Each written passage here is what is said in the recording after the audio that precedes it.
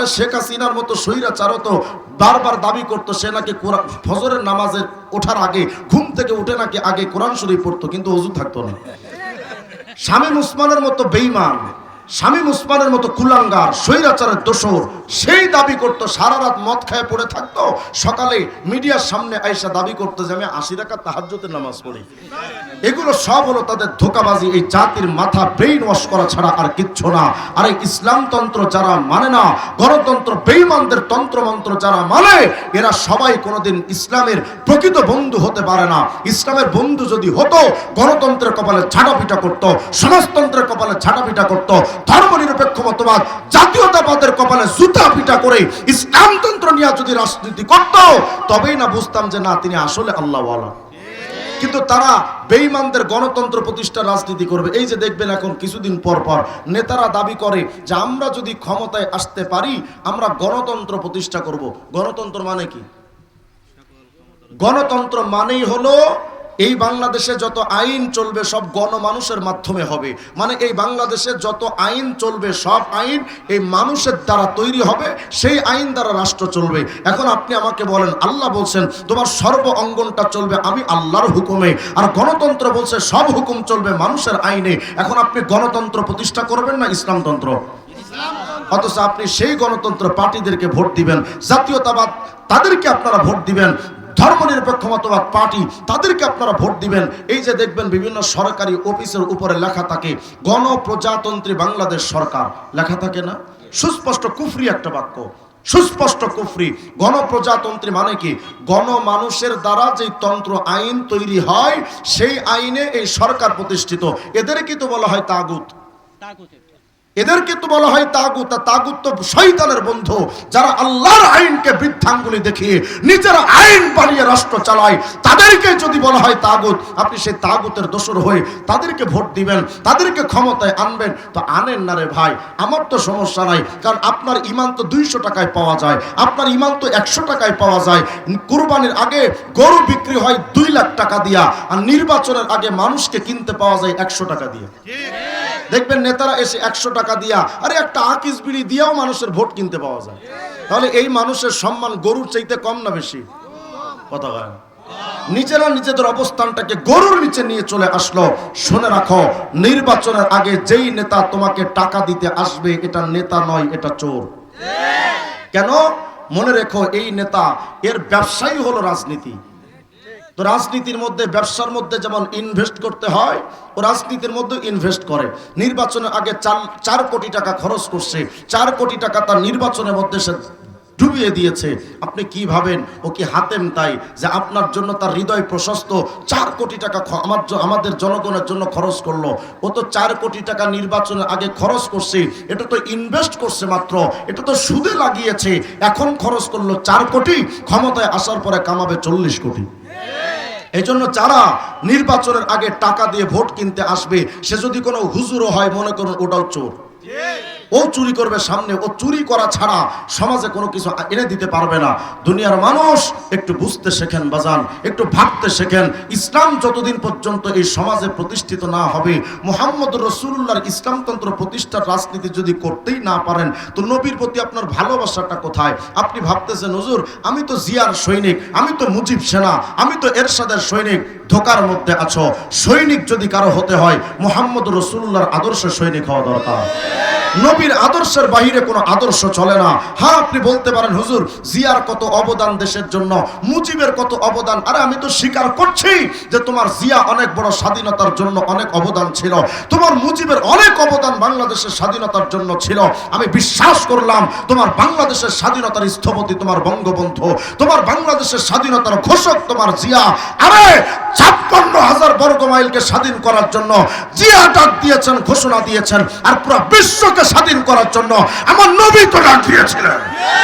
সুতরাং তোমার জিয়া এরশাদ আর মুজিবের রাজনীতি যদি তুমি করতে পারো, আমি আমার মুহাম্মদের রাজনীতি আগে করব। আমার মুহাম্মদের রাজনীতি ছাড়া, আমার মুহাম্মদের আদর্শ ছাড়া আমি জিয়ার আদর্শের সৈনিক হতে পারি না, আমি এরশাদের আদর্শের সৈনিক হতে পারি না, আমি মুজিবের আদর্শের সৈনিক হতে পারি না। আমি আদর্শের সৈনিক হব মুহাম্মদুর রাসূলুল্লাহ। শোনো উম্মতে মুহাম্মদী, তোমার নবীর তন্ত্র তো তুমি মানলা না, তুমি রাষ্ট্রীয়ভাবে মানছো কাকে?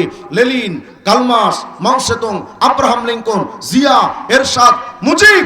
রাখো না তোমার নেতা কর্মীদেরকে। পুরা পৃথিবীর সমস্ত নেতাদেরকে যদি এক পাল্লায় রাখা হয়, আমার নবীর পায়ের ধুলার সমান হবে না। যদি নবীর পায়ের ধুলার সমান না হয়, সেই নবীকে বাদ দিয়া তুই গণতন্ত্র কেন মানস? সেই নবীকে বাদ দিয়া তুমি সমাজতন্ত্র কেন মানো? সেই নবীকে বাদ দিয়া তুমি লেনিনকে কেন মানো? দুনিয়ার মানুষ, আল্লাহর হাবিব বলেছেন, শোনো, মান তাশাব্বাহা বিকওমিন ফাহুয়া মিনহুম। যার সাথে যার সাদৃশ্যতা থাকবে, কিয়ামতে তাদের সাথে সে তার হাসর হবে, কিয়ামতে সে তাদের সাথে উঠবে। বেঈমানদের চরিত্র যদি নিজের মধ্যে ধারণ করো, কিয়ামতে বেঈমানদের সাথে ওঠা লাগবে। এই যদি হয় নবীর হাদিস, তাহলে আমি কথা অকপটে বলতে পারি, ইসলামের রাজনীতি ছেড়ে দিয়া যারা মানব রচিত কাফের বেঈমানদের রাজনীতি করে, কিয়ামতে এদের হাসর কাফেরদের সাথে হবে। আপনি আমার এই ফতোয়াটা দেন না ছুড়ে। বাংলাদেশের যত ফতোয়া বিভাগ আছে, এখানে অসংখ্য ওলামায়ে কেরাম আছে। যদি আমার এই ফতোয়াকে কেউ চেঞ্জ করতে পারে, আমি কালেমা পড়ে এখান থেকে আবার দ্বিতীয়বার প্রয়োজনে মুসলমান হয়ে যাব। তবে এটাও মাথায় রাখবেন, আমি না জেনে তাহকিক ছাড়া এই সমস্ত ফতোয়া দিতে আসিনি। সুস্পষ্ট বক্তব্য, ইসলামের তন্ত্র বাদ দিয়ে যখন বেঈমানদের তন্ত্র প্রতিষ্ঠার রাজনীতি আপনি করেন, তখন আপনি আসলে ইসলামের গণ্ডির মধ্যে থাকেন না, আপনি ইসলামের গণ্ডি থেকে বের হয়ে গেলেন। এজন্য ওলামায়ে কেরাম, হ্যাঁ, কখনো কখনো ওলামায়ে কেরাম বিএনপির সাথে তারা সংযোগ করেছেন, কিন্তু কোনোদিন কোনো আলেম এটা বলেননি যে জাতীয়তাবাদের রাজনীতি করে বিএনপি করা জায়েজ, আওয়ামী লীগ করা জায়েজ, সমাজতন্ত্রের দল করা জায়েজ। আজ পর্যন্ত কেউ করেনি। আমাদের ধর্মে মানুষের সমস্ত সমস্যার সমাধান নাই, সমস্ত সমস্যার সমাধান একমাত্র ইসলামে আছে। যদি ইসলামের মধ্যে তোমার সবকিছু সমাধান থাকে, চুরি কেমনে বন্ধ করতে হবে? আজকে বাংলাদেশে শুধু আইনটা পাশ করে দেখেন না যে যারা চুরি করবে সে যদি প্রধানমন্ত্রী শেখ হাসিনাও হয়, তাকেও জনসম্মুখে হাত কেটে দাও।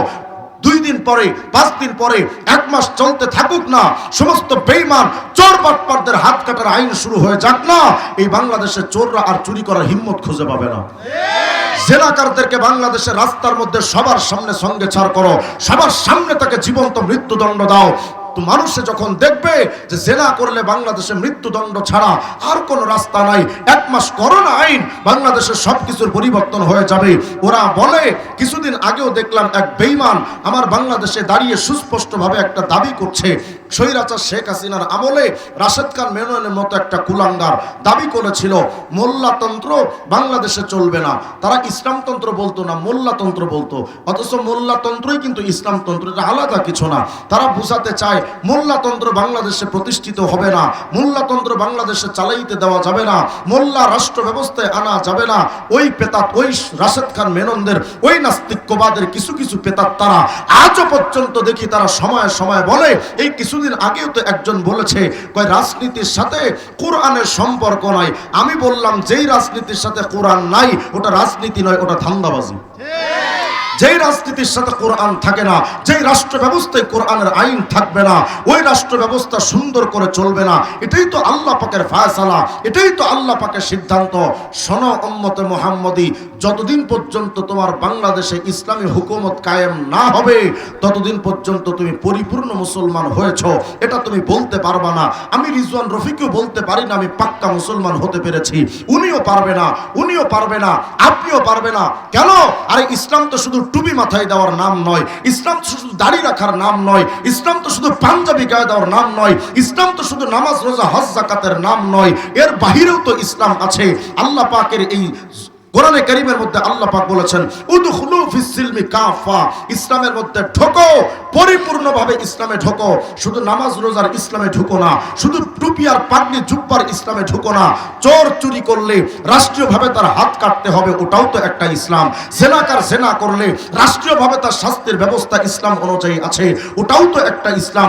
আজ পর্যন্ত 18 কোটি মানুষ ওই ইসলাম, রাষ্ট্রীয় ইসলাম তো মানতে পারি নাই আমরা।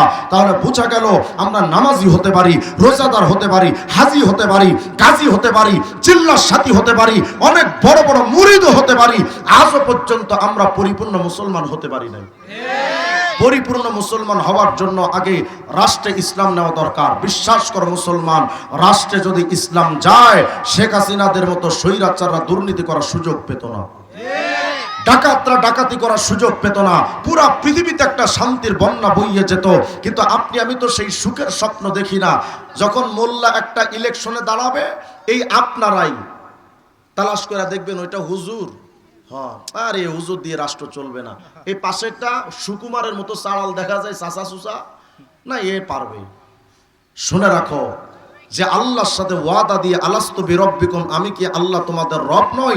আমরা সবাই বলেছিলাম ক্বালু বালা, হ্যাঁ আল্লাহ আপনি আমাদের রব। তার মানে আল্লাহ দুনিয়াতে গিয়ে আপনাকে রব মেনে চলবো, আপনার বিধান মেনে চলবো, আপনার বিরুদ্ধে যাব না। দুনিয়াতে আসলো, আয়েশা দাড়ি কাটলো, মাথায় টুপি নাই, নামাজ নাই, ইসলামের বিধান মানে না, ইসলামী রাজনীতি করে না। আপনি তাদের প্রতি স্বপ্ন দেখেন যে তারা আপনাকে আলোকিত একটা পথ দিবে। আরে যারা আল্লাহর সাথে গাদ্দারি করলো, তারা তো জনগণের সাথে এমনিই গাদ্দারি করবে। আজ পর্যন্ত আপনি আমি ফিকিরটা করতে পারলাম না। হয়তো ভাবতেছেন হুজুর আপনি তো শুধু একটা ইসলামিক দলের দিকে ডাকতেছেন, আপনার তো এখানে লাভ আছে। না ভাই, এই নাগরপুর এলাকায় এসে আমি তো নির্বাচন করব না, এখানে চেয়ারম্যান পদপ্রার্থী তো আমি হব না, এখানে এমপি পদপ্রার্থী তো আমি হব না, কিন্তু আমি তোমাকে ঈমানের পথটা দেখাচ্ছি। ইসলাম যদি হয় পরিপূর্ণ জীবন ব্যবস্থা, তাহলে নামাজের ক্ষেত্রে ইসলাম মানো, রাষ্ট্র পরিচালনায় ইসলাম মানো না কেন, ঘরের মধ্যে যদি ইসলাম মানো, আদালতে ইসলাম মানো না কেন, যদি তোমার ব্যক্তি জীবনে ইসলাম চলে, আর নিজের ঘরে যেমন ইসলাম চলতে পারে, বঙ্গভবন রাষ্ট্র ভবন পর্যন্ত ইসলামের আইন চলতে পারে।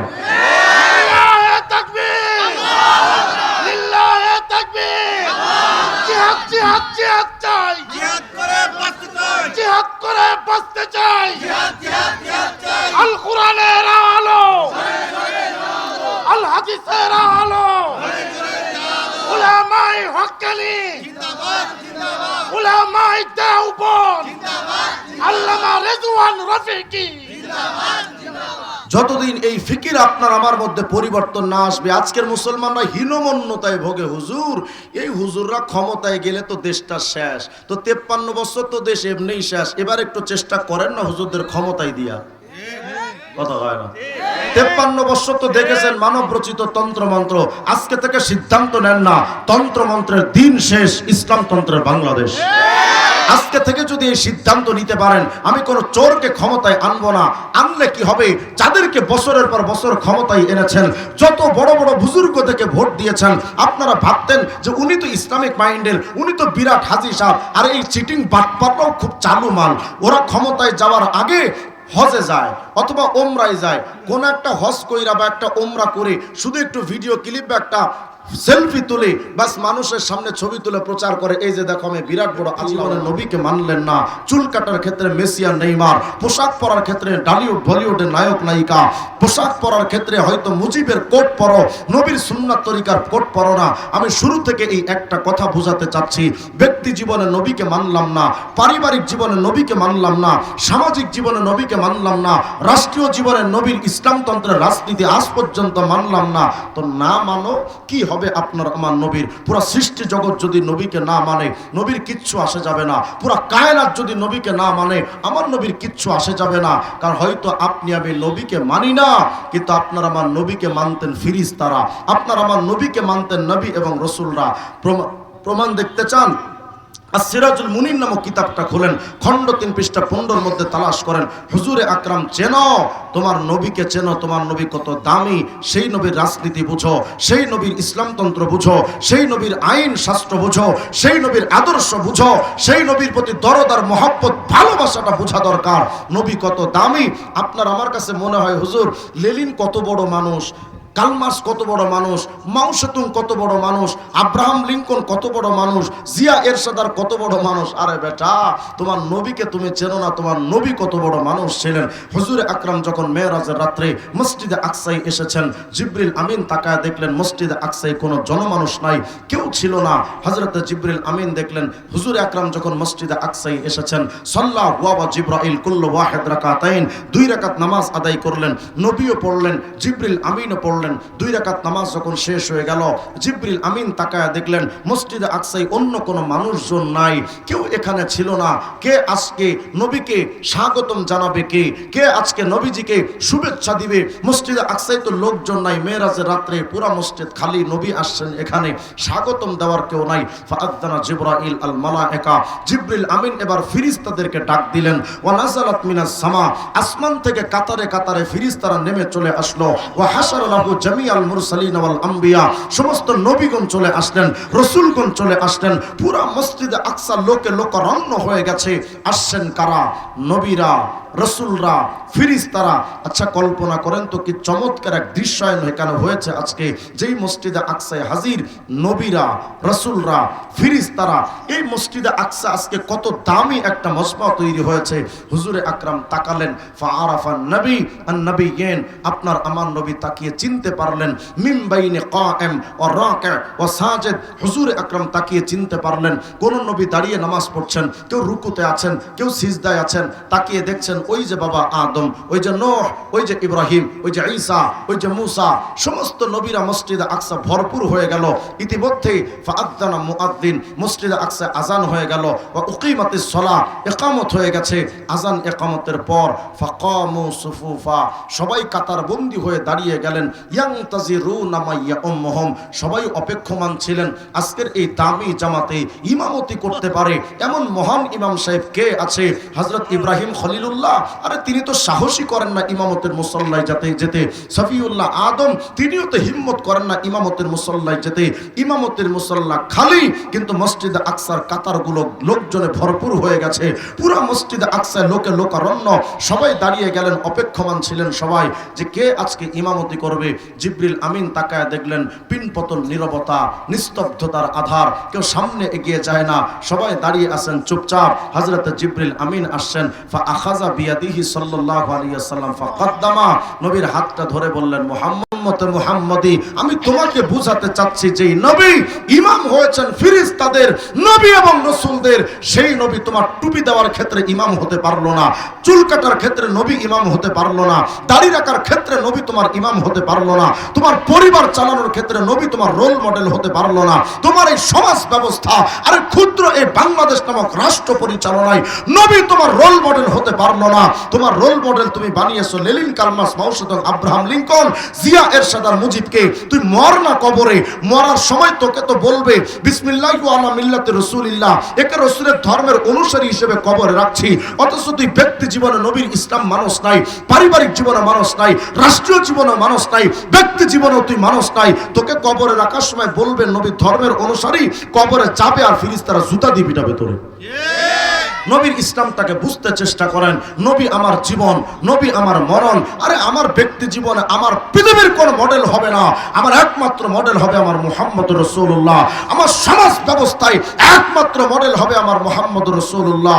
তবে দুনিয়াতে তো মানো না, না মানো তুমি, কি যাবে আসবে আমাকে বলেন? পুরো সৃষ্টি জগৎ যদি নবীকে নেতা না মানে, নবীর কিচ্ছু আসে যাবে না। সহিহ বুখারী 2496 নম্বর হাদিস তালাশ করে দেখবেন। হুজুরে আকরাম বলেন, শোনো, আনা সাইয়্যিদু ওয়ালদি আদম ইয়াউমাল কিয়ামতি ওয়ালা ফখর, কিয়ামতের ময়দানে আমি মুহাম্মদ সমস্ত ডাক্তারদের নেতা, সমস্ত ডক্টরদের নেতা, সমস্ত পলিটিশিয়ানদের নেতা, সমস্ত সায়েন্টিস্টদের নেতা, সমস্ত ইঞ্জিনিয়ারদের নেতা, সমস্ত আরবি বলো, আজমি বলো, দেশি বলো, বিদেশি বলো, আলেম বলো, আওয়াম বলো, মানব বলো, দানব বলো, ফেরেশতা বলো, নবী রাসূল বলো, আরে কিয়ামতের ময়দানে কোথায় তোমার জিয়া, কোথায় তোমার এরশাদ আর মুজিব, কোথায় তোমার লেনিন আর কার্ল মার্কস, মাও সেতুং, আব্রাহাম লিঙ্কন? হুজুর আকরাম বলেন, শোনো, কিয়ামতের ময়দানে কোন নেতা থাকবে না। সর্বপ্রথম এই কিয়ামতে যিনি উঠবেন তিনি আপনার আমার নবী মুহাম্মদুর রাসূলুল্লাহ। শুধু তাই নয়, জামি তিরমিজির মধ্যে হাদিস এসেছে, হুজুরে আকরাম বলেন, চিনলি না আমারে? আনা সাইয়্যিদু ওয়ালদি আদম ইয়াউমাল কিয়ামতি ওয়ালা ফখর, কিয়ামতের ময়দানে আমি মুহাম্মদ সমস্ত মানবের নেতা হয়ে যাব। হাসরের ময়দানে সবার নেতা থাকবেন ওয়ান পিস ব্যক্তিত্বের অধিকারী মুহাম্মদুর রাসূলুল্লাহ। হুজুরে আকরাম বলেন, জানো উম্মত, ওয়া বিয়াদি লিয়াউল হামদি ইয়াউমাল কিয়ামতি ওয়ালা ফখর, কিয়ামতের ময়দানে আমি মুহাম্মদের হাতে একটা প্রশংসার ঝান্ডা থাকবে। মা মিন নাবিয়্যিন ইয়াউমা ইযিন আদম ফামান সাওয়া ইল্লা তাহতা লিওয়াই, কিয়ামতে আমার প্রশংসার পতাকার নিচে সমস্ত নবী রসুল পর্যন্ত এসে দাঁড়িয়ে যাবে। আরে এটা শুধু কিয়ামতের দৃশ্যায়ন থাকবে না, কিয়ামতের আগে হযরত ঈসা আলাইহিস সালামের মতো একজন জলিলুল কদর নবী আসবেন। তিনি এই দুনিয়ায়, যিনি চারটা ধর্ম আমাদের কাছে পরিচিত, চার ধর্মের চারটা আসমানি কিতাবের একটা কিতাবের অধিকারী যেই হযরত ঈসা আলাইহিস সালাম ছিলেন, তিনি আসবেন এই দুনিয়াতে। এই ঈসা নবী এসেও আমার নবীর মতো টুপি পরবেন, আমার নবীর মতো দাড়ি রাখবেন, আমার নবীর মতো পোশাক পরবেন, আমার নবীর মতো তার ব্যক্তিগত জীবন চালাবেন, আমার নবীর মতোই ইসলামী পরিপূর্ণ বিধান মেনে তারপরে তিনি চলে যাবেন। আমি বুঝাতে চাচ্ছি, তোমার যেই নবীকে আগের যুগের নবীরা পর্যন্ত মানতে পারলো, এই কপাল পোড়া উম্মত তুমি সেই নবীকে মানতে পারলে না। তোমার ব্যক্তি জীবনে নবীকে মানলে না, সামাজিক জীবনে নবীকে মানলে না, রাষ্ট্রীয় জীবনে নবীকে মানলে না, আন্তর্জাতিকভাবে সেই নবীকে মানলে না।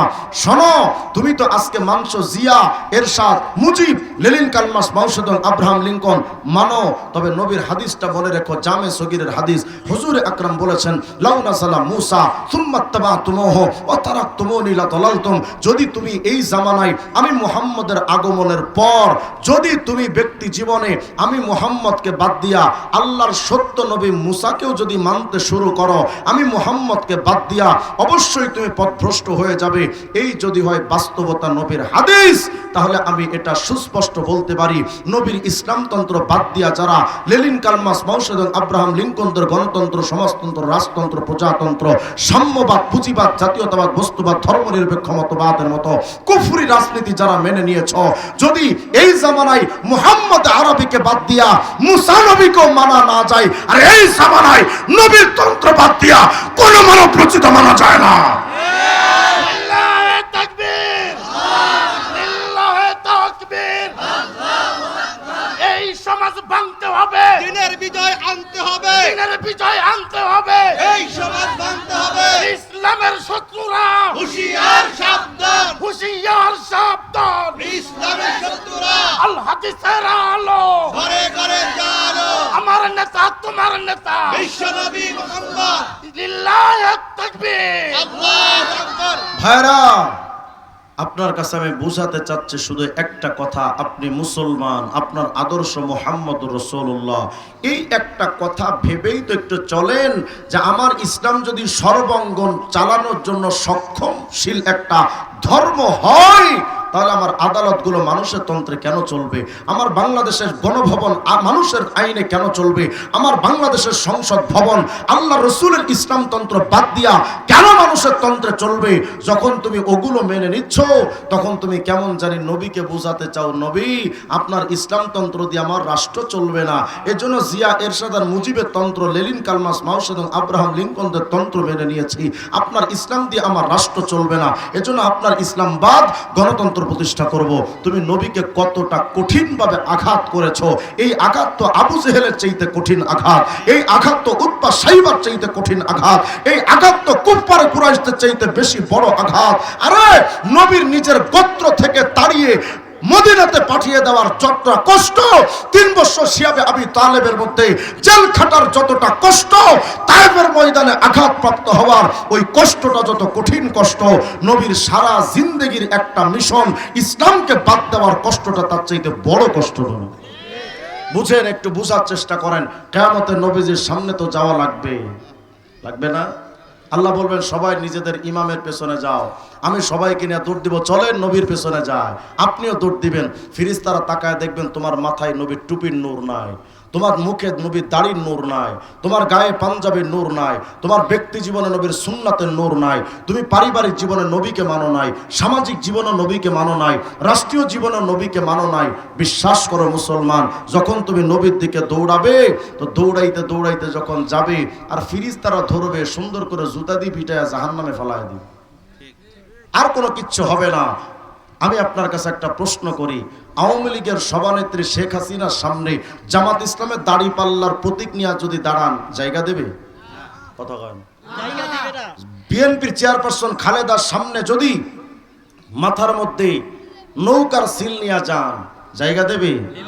যদি তাই না দেয়, কিয়ামতে ইসলামতন্ত্র, নবীর রাজনীতি, নবীর তন্ত্র বাদ দিয়া লেনিন, কার্ল মার্কস, মাও সেতুংদের মানব রচিত তন্ত্র মন্ত্রের ছাপ নিয়া নবীর সামনে কেমনে দাঁড়াইবা? জবাব রেডি করো।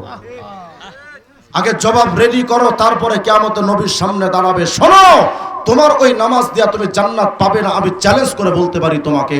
তোমার ওই হজ যাকাত দিয়া তুমি নাজাত পাবে না, এটা আমি কোটিবার চ্যালেঞ্জ করে বলতে পারি তোমাকে। শুধু তোমার আমল নিয়ে আমি ঠাট্টা করছি না, আমি রিজওয়ান রফিকে আমার আমলের কথা বলি। আমার আমল দিয়ে কিয়ামতে হিসাব কিতাব হলে আমি জান্নাতে যাব, কোনো গ্যারান্টি নাই। আমি নিশ্চিত বলতে পারি আমার হিসাব হলে আমি নিশ্চিত জাহান্নামে যাব, এটা আমার কথা নয়। হুজুর আকরাম বলেন যদি কোনো উম্মতের বিচার হয় সে নিশ্চিত জাহান্নামে যাবে, সে জান্নাতে যেতে পারবে না। আর জান্নাতে যাওয়ার জন্য তো নবীর সুপারিশ দরকার। সেই নবীকে মানলাম না তো নবীর সামনে দাঁড়াবোটা কেমনে? কিভাবে দাঁড়াবো আমি? আমার তো বুঝে আসে না। ভাইয়ারা, আমি আমার বুকটা চিরে যদি আপনাদের দেখাতে পারতাম যে আমি কোন কারণে আপনাদেরকে কথাগুলো বলছি, যদি আমার বিষয়টা আপনারা বুঝতেন, আজকে থেকে বলতেন যে মানব রচিত তন্ত্রমন্ত্রের রাজনীতি আর করব না। কেন? তোমরা যাদেরকে ভোট দিয়ে ক্ষমতায় পাঠিয়েছো, ওরাই তো ক্ষমতায় যাওয়ার পর আল্লাহর কোরআনের বিরুদ্ধে, নবীর আইনের বিরুদ্ধে, তারাই তো পতিতালয়কে বৈধ করেছে, সুদের আইন বৈধ করেছে, তারাই তো বাংলাদেশে মদের আইন বৈধ করেছে। তুমি ভাবতেছো তুমি জান্নাতে যাবে, জুতা পিটা করে জান্নাত তুলবে ফেরেশতারা। এত সোজা নয় জান্নাত। তুমি নবীর ইসলামতন্ত্রের যারা বিরোধিতা করে বাস তাদের পক্ষে তুমি ভোট দিয়া তাদেরকে মসনদে পাঠাচ্ছ ক্ষমতায়, তারা চুরি করবে। আর বিকাশে তুমি যেমন ফ্ল্যাক্সিলোট পায় মানুষ, এমন ভাবে ফ্ল্যাক্সিলোটের মতো তোমার আমল নামায় শুধু ওই চুরির গুনাহ পাবে। কিয়ামতে তাকায় দেখবে 19 লক্ষ টাকা চুরি করার জন্য তুমিও আসামি। বান্দা কইব যে আল্লাহ আমি তো জীবনে কোনোদিন এই টাকা চোখেই দেখি না, আমি চুরি করলাম কেমনে? ওই যে তুই হাসিনারে ভোট দিছিলি, ও 19 লক্ষ কোটি টাকা চুরি করছিল, তুইও চোর। ওই যে অমুকের দলে ভোট দিছিলা, ও এটা চুরি করছে, সেটা চুরি করছে, ও দুর্নীতি করেছে, চাঁদাবাজি করেছে, টেন্ডারবাজি করেছে। আমরা তো মনে করছি শেখ হাসিনা যাওয়ার পরে মনে হয় বাংলাদেশে টেন্ডারবাজি, চাঁদাবাজি কমবে। এখন দেখি টেম্পো স্ট্যান্ডও দখল হয়ে গেছে, ক্ষমতায় যাওয়ার সুযোগ নাই, এর আগেই দখলবাজি শুরু হয়ে গেছে। শুনে রাখো, এই মানব রচিত রাজনীতি যারা করে 16 বছর তারা ক্ষুধার্ত। এরা যদি ক্ষমতায় যেতে পারে, শেখ হাসিনা তো জাঙ্গা রাখছিল, তোমার জাঙ্গাও রাখবে না। এখন থেকে সিদ্ধান্ত নিতে হবে আমি ইসলামতন্ত্র বাদ দিয়া। হ্যাঁ, অনেকে মনে করে হুজুর এই হুজুরদের যদি ভোট দেয়, হুজুর আর কয়টা ভোট পাবে? ক্ষমতায় যাওয়া নেওয়া তোমার দায়িত্ব নাই। ওয়া তুইজ্জু মান তাশা ওয়া তুযিল্লু মান তাশা। ক্ষমতা দেওয়ার মালিক আল্লাহ, নেওয়ার মালিক আল্লাহ। তুমি তো ক্ষমতায় দেওয়া নেওয়ার মালিক নও। তুমি সাপোর্ট দিতে থাকো, ক্ষমতায় দিবেন কি দিবেন না সেটা আল্লাহর ব্যাপার। অন্তত আমি তো আল্লাহর সামনে গিয়ে বলতে পারবো, আল্লাহ আমি তো ক্ষমতায় নিতে পারি নাই, কিন্তু আমি চেষ্টা তো করেছিলাম, বাস এতটুকুই তো যথেষ্ট ছিল। কিন্তু আপনি আমি ভাবতেছি হুজুর এই হুজুর ইসলামী আন্দোলনের লোকদের যদি আমি ভোট দেই, ওরা কয়টা ভোট পাবে? তো কয়টা ভোট যদি পাই, এই স্বপ্ন যদি তোমরা সবাই যদি না করে, সবাই যদি এই চিন্তা করতে যে ও কয়টা ভোট পাই সেটা ভিন্ন কথা, আমি ভোট ওরেই দেব। কথা হয় না? যদি সবাই মিলে এই স্বপ্ন দেখতাম তো বাস তারাই তো ক্ষমতায় যেতেন। ওনারা ক্ষমতায় যাওয়ার পরে সর্বপ্রথম আইন হতো বাংলাদেশে আজান হওয়ার পরে কোনো দোকান খোলা থাকবে না, সবাই মসজিদে ঢুকতে হবে। বাংলাদেশের সমস্ত অন্যায় বন্ধ হবে, চুরি ডাকাতি জেনা ব্যভিচার বন্ধ হবে।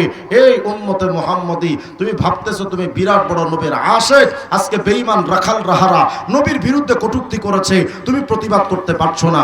আমি আশ্চর্য হয়ে গেলাম, 53 বছর চলে গেল বাংলাদেশের স্বাধীনতার ইতিহাস, অর্ধ শতাব্দী চলে গেল, আজ পর্যন্ত বাংলাদেশে এরা বড় বড় নবীর প্রেমিক না। এই যে রাজনৈতিক ব্যক্তিত্বরা সবাই সাথে কয় লা ইলাহা ইল্লাল্লাহ, ধানের শীষে বিসমিল্লাহ, লা ইলাহা ইল্লাল্লাহ, নৌকার মালিক তুই আল্লাহ। আরে বিরাট বড় বুজুর্গ তো এরা, আব্দুল কাদের জিলানী, তারা এসে আপনাদের কাছে নিজেদেরকে ধার্মিক পরিচয় দেয়। তা আমি জানতে চাই, এত বড় ধার্মিকরা ক্ষমতায় ছিল 53 বছর, একটার পর একটা সরকার।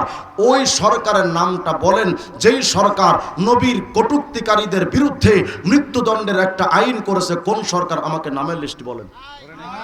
তাহলে যারা আজ পর্যন্ত নিজের দলের নেতার কটূক্তির বিরুদ্ধে আইন তৈরি করতে পেরেছে, নিজেদের ব্যাপারে আইন তৈরি করতে পেরেছে, আজ পর্যন্ত 53 বছরে কোন সরকার নবীর ইজ্জতের পক্ষে একটা আইন করতে পারলো না। আমাদের পূজা হয়ে গেছে, সব সালারা বাটপার। লিল্লাহি তাকবীর, লিল্লাহি তাকবীর।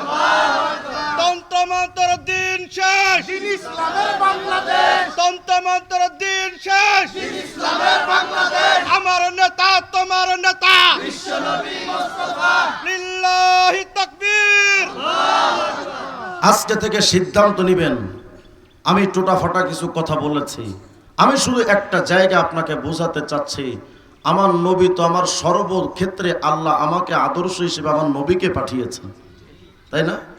তাহলে যদি আমার নবীর সর্বক্ষেত্রের আদর্শ হয়, আমার টুপির ক্ষেত্রে যেমন নবী আমার আদর্শ, দাড়ির ক্ষেত্রে আমার নবী যেমন আমার আদর্শ, আদালত চালানোর ক্ষেত্রে নবী আমার আদর্শ, রাজনীতি সমাজ সমস্ত সমাজ চালানোর জন্য আমার নবী আমার আদর্শ। নবীর তন্ত্র ছাড়া পৃথিবীর কোনো তন্ত্র আমি মানি না। হ্যাঁ, আমার এই বক্তব্যের পরে হয়তো আমার বিরুদ্ধে রাষ্ট্রদ্রোহী মামলা হতে পারে। হুজুর সংবিধান প্রণীত হয়েছে গণতন্ত্র, সমাজতন্ত্র, জাতীয়তাবাদ, ধর্মনিরপেক্ষ মতবাদ, 4টা বিষয় দিয়ে আমার বাংলাদেশের সংবিধান প্রস্তুত হয়েছে। আপনি সেই সংবিধানের বিরুদ্ধে বললেন রাষ্ট্রদ্রোহী মামলা খাবেন, দে না তুই রাষ্ট্রদ্রোহী মামলা, হয়তো ফাঁসির কাজটাই তো নিবি, শেখ হাসিনা 2বার নিয়েছে, প্রয়োজনে তোরাও নিবি, তো নিতে থাক না।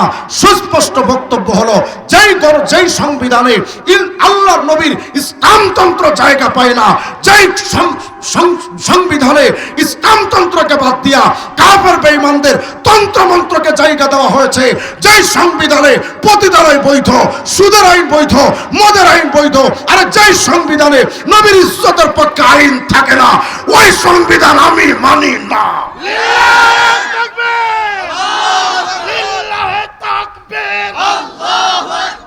এই সমাজ ভাঙতে হবে, দিনের বিজয় আনতে হবে, এই সমাজ ভাঙতে হবে, তন্ত্রমন্ত্রের দিন শেষ, ইসলামের বাংলাদেশ, ইসলামের বাংলাদেশ, তন্ত্রমন্ত্রের দিন শেষ, লিল্লাহে তাকবীর, আল্লাহু আকবার। আজকে থেকে সিদ্ধান্ত নেওয়া যাবে ইনশাআল্লাহ, ইসলামতন্ত্র প্রতিষ্ঠার জন্য কারা কারা সামনে ভোট দিবেন কোন? ইনশাআল্লাহ সবাই দিবেন তো ইনশাআল্লাহ? আল্লাহর সাথে ওয়াদা, উনি পাস করুক না করুক আমি উনাকে ভোট দিব। জিয়া ভাই কোথায়? মাশাআল্লাহ, এই মানুষটার দিকে তাকাইলে কি মনে হয় যে উনি চুরি করবে? মনে হয় উনি চুরি করা দেখলেও তো আমার বিশ্বাস হবে না। এই সমস্ত মানুষগুলোকে যদি সামনে আনতে পারেন, বিশ্বাস করেন এদের দ্বারা মানুষের ক্ষতি হবে না, এদের দ্বারা মানুষের অন্যায় হবে না। হ্যাঁ, ওনারা যদি কোনোদিন ক্ষমতায় আসতে যদি 2 নম্বরই করে, তো ব্যাস আমার কাছে কোনোভাবে একটু কানে খবরটা পৌঁছায়, দেখবেন উনি এখানে দুর্নীতি করছে আর গাজীপুর বোট বাজার থেকে আমি ওনার বিরুদ্ধে লাইভ শুরু করছি।